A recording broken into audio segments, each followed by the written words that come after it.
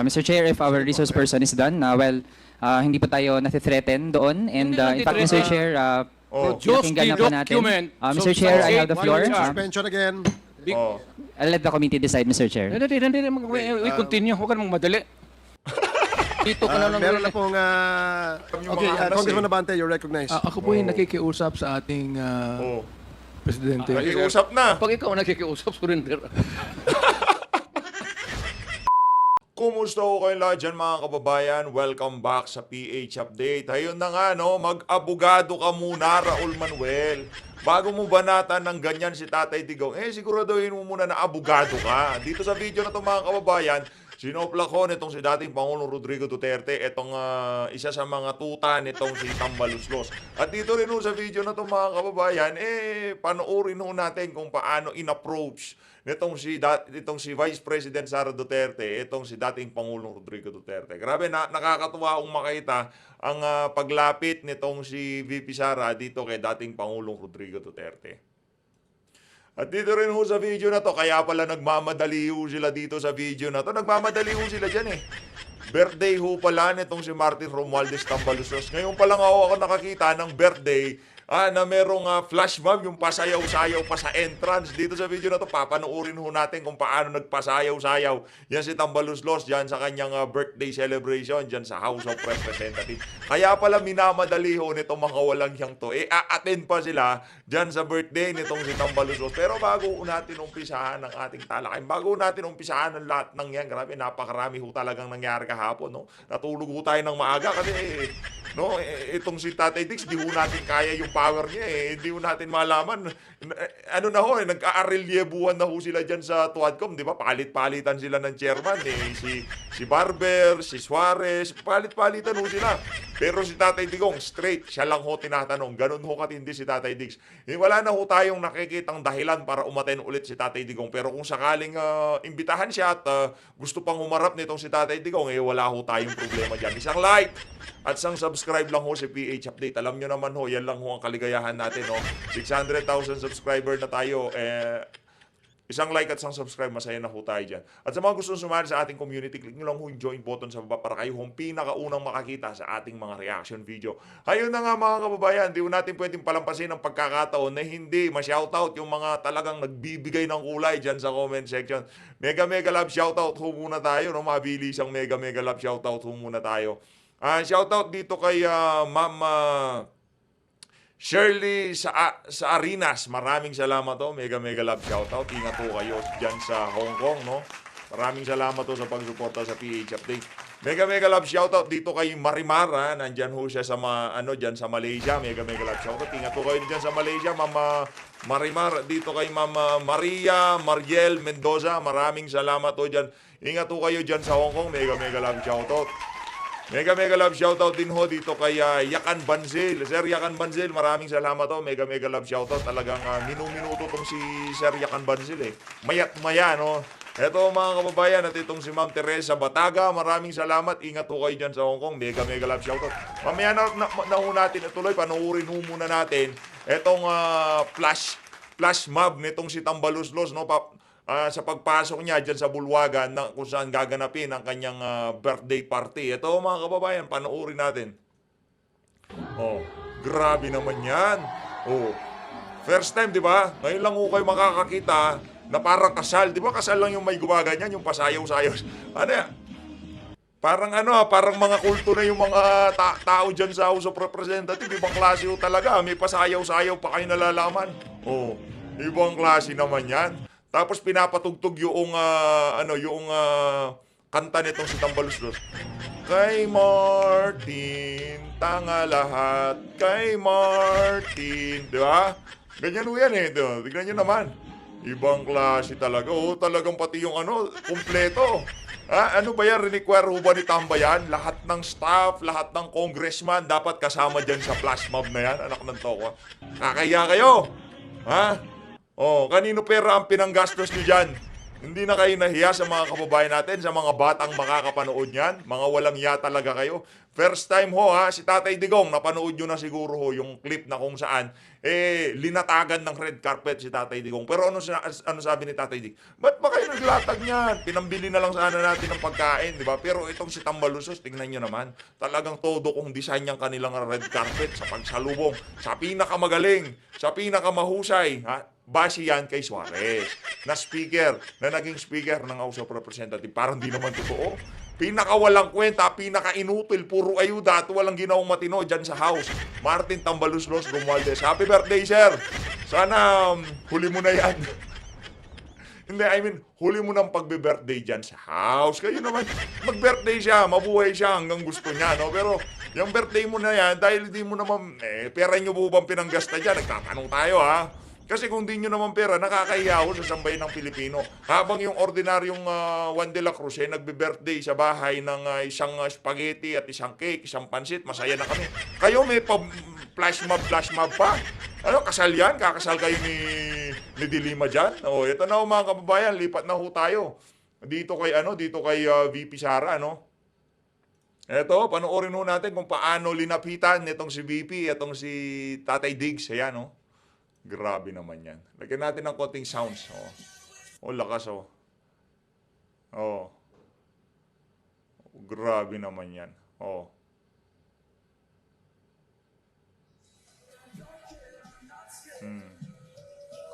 Grabe, nakita niyo ho yung tawa ni Tatay Digong. Iba ho yung tawa niya. Masaya ho siyang nakita niya itong si Vice President Sara Duterte. At dahil dyan, palakpakan ho natin itong si VP. Grabe naman yan. Na ano tayo, iba talaga, no? Yung anak na babae ho talaga, iba ho talaga yung anak na babae, sa totoo lang. Oh. Si Belio, oh. Ayan o. Grabe naman yan. Diyos. Ito ulitin ho natin. Panoorin nyo kung paano linapitan itong si VP, itong si Tatay Diggs. Game. Grabe naman yan. Ayan o. Wow. Oh. Tingnan nyo yung tawa ni Tatay Digong dito. Oh. Dito na ako. Kanina pa. Saan ka pa galing? Dito na. Oh. Saludo kay VP Sara. Palakpakan nun natin. Isang snappy salute, isang matigas na saludo para dito kay VP Sara. Palakpakan nun natin. Grabe naman yan. Ibang klase ho talaga itong mag-ama na to, no? Sila ho, itong si Bibi Sara, siya ho yung, kumbaga nakikita natin na susunod kay sa yapak ni Tatay Digong. Siya ang magpapatuloy sa mga naumpisa niya. Kasi dito, kumbaga, isipin na lang natin, break tayo ngayon kaya hindi na pagpapatuloy yung mga, mga naumpisa ni Tatay Digong. Pero sa lalong madaling panahon, may pagpapatuloy ho yan. Ayun na nga mga kababayan, dito sa bahagi ng video natin na to, tuloy ho muna natin yung mega love shoutout natin. Dito kay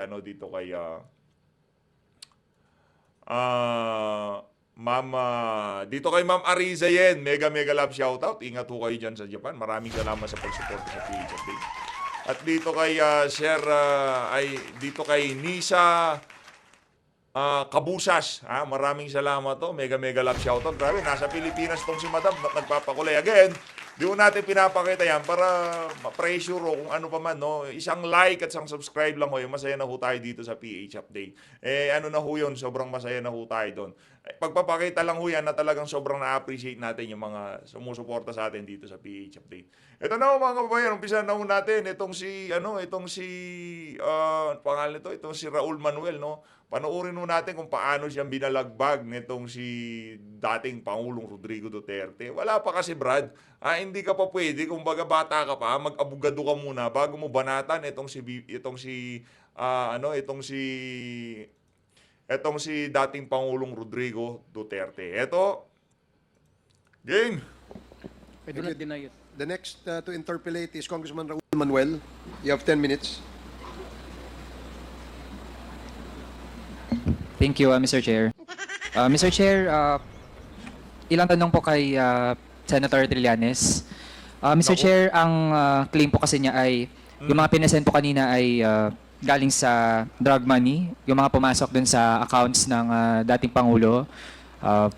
Mr. Chair, gusto nating maklarify kung ano po ang batayan para masabi na drug money yung source talaga ng mga pinesenta mga accounts, Senator Trillanes? Sinabi niya yun, sir?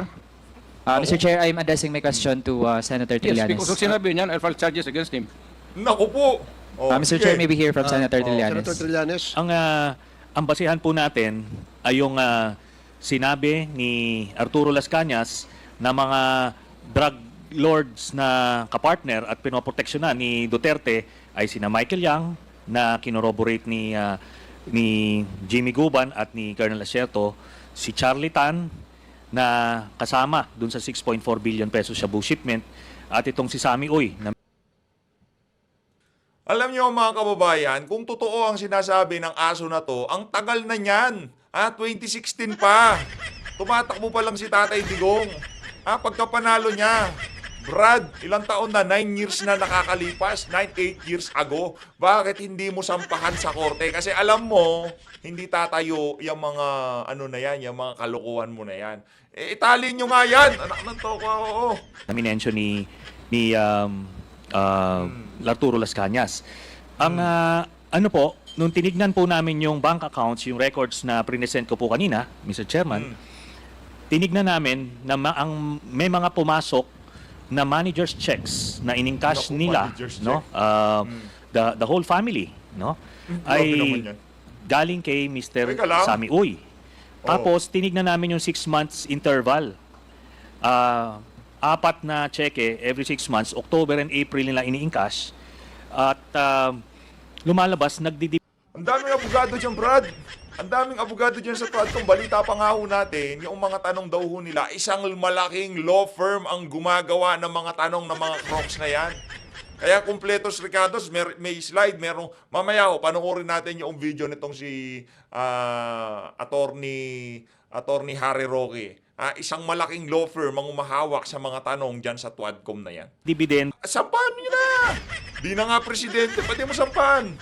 Ito talaga, nag-aalulong ka na naman dyan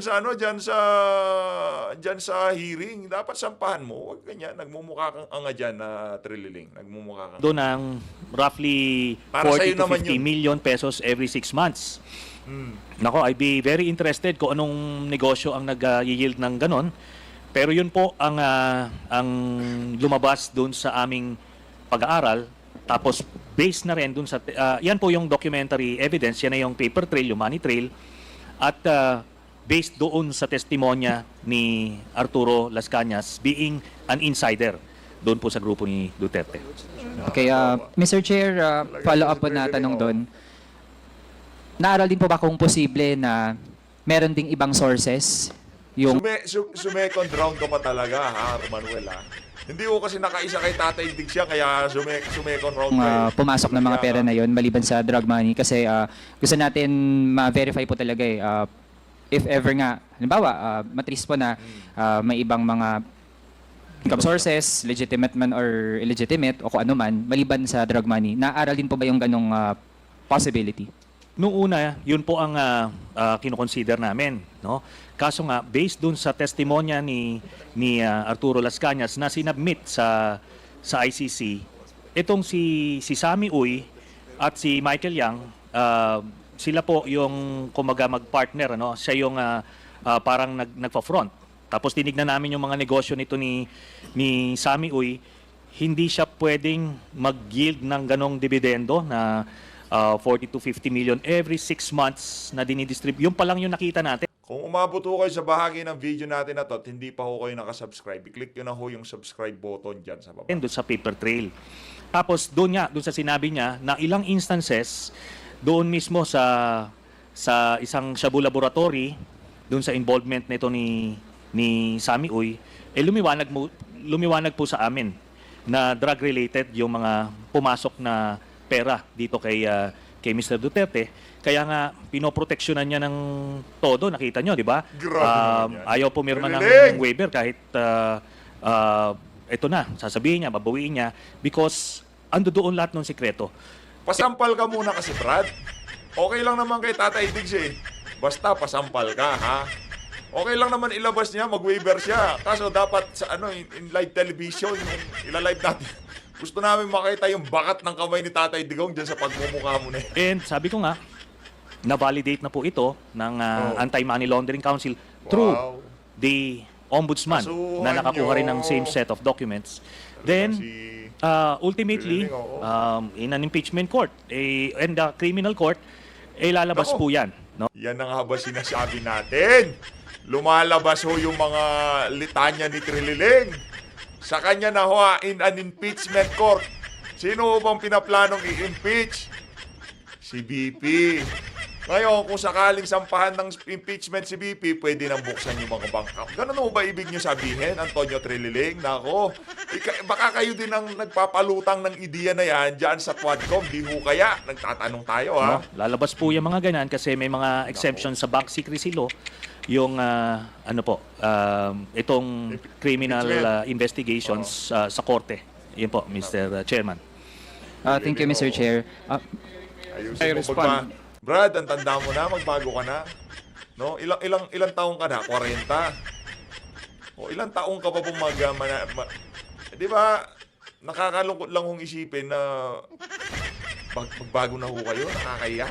Mr. Chair, I have Alam mo, other it's questions. taking eternity Gusto ko for, munang i-address diretso kay 1 minute Senator suspension. Trillanes. Tamaan eh. Ba't di mo pagsalita talagang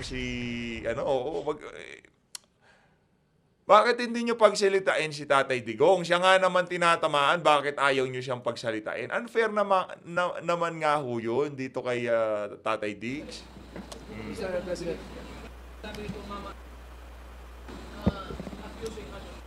You're suspended. Yan eh. Malinaw ho kasi. Suspended tayo, ha? Suspended niya. Wala naman eh. Ibig sabihin lang ho mga kababayan, natatamaan siya, dapat pagbigyan niyo makapagsalita. Kaso itong si Raul Manuel, hindi naman abogado, nakikipagtagisan kay Tatay Digong. Mas pinakikinggan niya yung asong julul kaysa dito kay Tatay Diggs. Sino pa papaniwalaan nyo? Sa bayan ng Pilipino, i-comment nyo sa baba kung sino mas papaniwalaan nyo dito sa dalawang individual na to. Si Tatay Digong ba o itong si Antonio Trililing? Ito, forward na ho natin. Forward na ho natin to. That would Game. like to hear first from the former president. I would Yo. indulge in that. Ano, bawal yan. To reveal a bank account, even piso lang yan, or 1 Oh. billion. Ano mo ba yan? You make it public here. Hindi mo ba alam that I could charge you for that alone? That single statement, I can send you to prison. I Nako. guarantee you.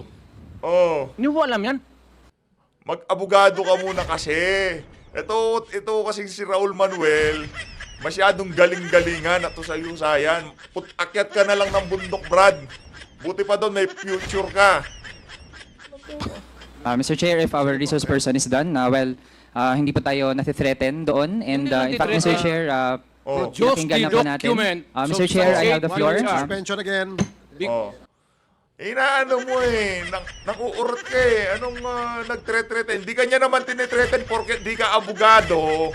Pagka may lumabas na salita sa isang abogado, feeling mo na tinitreten ka. Yan ho ang mentalidad ng mga mabababaw mag-isip kagaya. Ano nang to ko?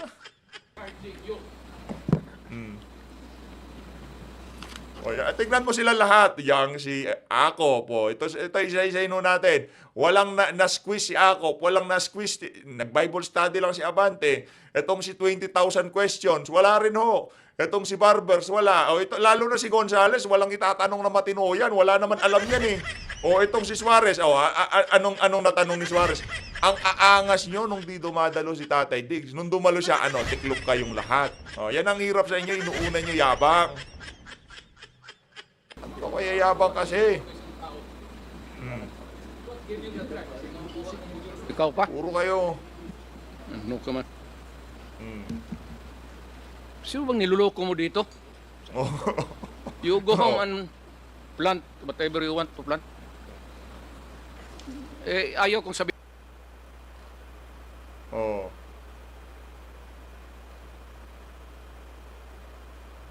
Yan ang problema, di ba?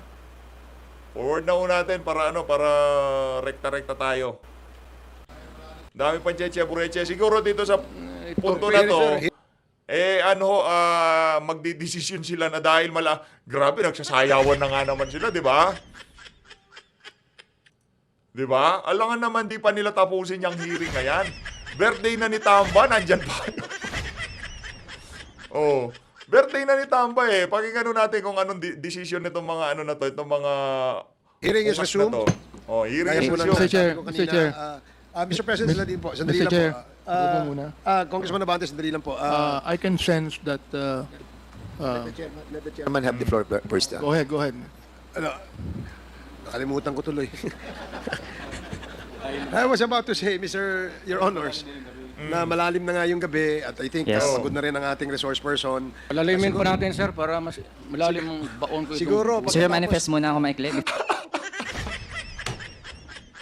Mas palalimin daw natin para mas maibaon niya yung si Trililing at itong si Raul.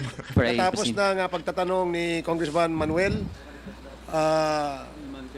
itutuloy natin itong ating hearing sa susunod na scheduled hearing natin, which is on November Ngayon 21st. na. So, Yung masyado yun, sir. Bukas siguro. Mr. Chair. I cannot wait. I really cannot wait. Kumakatin na yung paa ko pati kamay ko. I cannot wait. Mr. President, gusto po namin kayo makapagpahinga. Ayoko rin, sir. Total, sabay naman tayo. Kung babagsak ka dyan, babagsak rin ako. Medyo, Wala, hindi mo kayo... nakakamiss si Tatay Diggs, di ba? Yung mga ganyang klase niyang litanya. Yan o, namimiss sa kanya ng mga kababayan natin. No? Yan yung mamimiss natin sa kanya. No? Tatay Diggs, pwede pa ba, 150 years pa ba? Pwede ka... Nandiyan ka lang, nagsasalita ka lang ng ganyan, masaya na kami. Ganun. Yung tipong, yung boses niya siklabo, no, ng pagiging makabayan sa mga kababayan nating nakakarinig sa boses niya, no. Walang comment section lahat ng nag-live kahapon. Takot po siya. matagal pa po- po tayo bumagsak dito, Mr. President. So, Tsaka, anyway, maaga pa, sir. ito ang ano natin, siguro, unless there is a motion from any of my colleagues here and my co-chairs, Mr. if Chair. You want to Tuloy continue. natin. I object. Tuloy natin. Can I speak? Dami yung, dami yung Okay, mga anas Congressman Abante, you're recognized. Ako po yung nakikiusap sa ating Oh. Presidente. Nakikiusap na. Pag ikaw nakikiusap, surrender. Pag nire-respeto ko yung tao, sir. Ha? Mapahinga na po kayo, please. Nakiusap na ako itong si Abante kay Tatay Di ko. Ngayon, puting bandera, itinaas na ako. Nakiusap na, sumuko. Sir, pag sinabi mo, Kasi sense ko po, nagmumura na kayo, kaya kailangan magpahinga na kayo. respect you, I will follow what you say. Salamat po. Pag Thank you very wala much. akong respeto sa iyo, sampalin kita, gago ka. Ano, Wala, Trillanes, kung ako sa'yo, umuwi ka na or makikain ka muna dyan sa buffet. Dyan sa buffet nitong si Trililing. Punta ka muna sa birthday niya, okay? Bago ka umuwi, yung mga tira-tira kainin mo doon. ano po, pagkasabi niyo po na i-delete, kayo na lang magsabing i-delete. Sige po, I-delete na lang ninyo lahat ng sinabi ko maliwanag po para wala na nang masabi ang tao. Lahat ibig sabihin, lahat na sinabi niya, mula umpisa hanggang dyan sa portion na yan. O, di walang kwenta lahat na napag-usapan. Lahat na total, baka sabihin ninyo, palusot lang. Let the investigators find out. Or, I will give you a blanket authority, sir. Mr. Chairman, I move to suspend this hearing to the... Open my See, O, hindi... Pagka, yung ramdam ho nitong mga congressman na to, pagka makakaalagwa si Tatay Dig sa kanyang argumento at maririnig ng mga kababayan natin, binabara ho siya eh. Narinig na, sige, pagka nanghahamon na si Tatay, umaatras ho itong mga Sure. sambalus na to. Yes, sir. let us wrap up first. By, Yeah, Mr. Chair, to wrap up lang, Mr. Sige, Chair. pagkatapos po nito ay tayo po ay mag-suspend. So, yes, please, Yes, Mr. Chair, make it actually- very short. Yes, actually, Mr. Chair, marami pa akong mga tanong. Tapos ang sabi nga rin naman po kanina, pwedeng hanggang 2 a.m., 5 a.m. tayo. Bakit ba yung kamay mo Actually, sa Mr. sayaw? Chair, ako, kaya din naman natin yan, lalo na nung mga budget hearing. Araw-araw, ganun yung mode natin. Kaso lang, Mr. Chair, based sa sitwasyon po ng ating resource person, kahit na actually ay bibigyan ko rin naman siya ng panahon para makapagsalita. Gusto ko lang na ma-establish muna yung mga punto natin through our questions sa ibang mga resource person. Kasi po, hindi lang naman po ang dating Pangulo ang ating resource person. Pero parang siya nagsasayaw po yung kasi kamay mo. nagmamadali, Mr. Chair. At tingin po natin hindi na Nagsasayaw yung mahilig mag-TikTok ko eh. conducive to the point na tinithreaten po tayo, pananampal, pagmumura. Kaya tingin natin, Mr. Chair, kung ganito ang magiging conduct ng resource person natin, Tumahimik ka na, mainam umuwi nga, ka na. Mr. Chair, din muna talaga at hindi po natin tinatanggap yung bluff niya na kaya niya magstay hanggang umaga. So I'm actually willing, Mr. Chair, if the committee would want, I can pause with my questions and I'll let the committee decide, Mr. Chair. We continue. Huwag ka namang madali. Dito ka na lang. Meron na pong Mr. wrap up Chairman, na po at meron na pong meron tayong pending motion. So, pending motion na ito pong hearing na ito, itong pandinig na ito ay temporarily ay isususpindi natin, no? At ipagpapatuloy natin to sa November 21st. Motion, sir. Congressman Dan Fernandez. yes, sir. I Mr. move to suspend this hearing. Okay, there is a motion to suspend this hearing and duly seconded and hearing no objection, the motion is approved. Maraming salamat po sa ating resource person. Maraming salamat po sa inyong lahat. At hopefully ay magkita-kita po tayo ulit. Ayun na ho, mga kababayan, dito na ho nila tinapos ang kanilang mga kalokohan dyan sa pagdinig sa House of Representatives. Maraming salamat ho, mag-ingat ho kayong lahat. Mahalin natin ang Pilipinas. Mag-ingat ho kayo lahat, kita-kita ho tayo sa susunod na reaction video.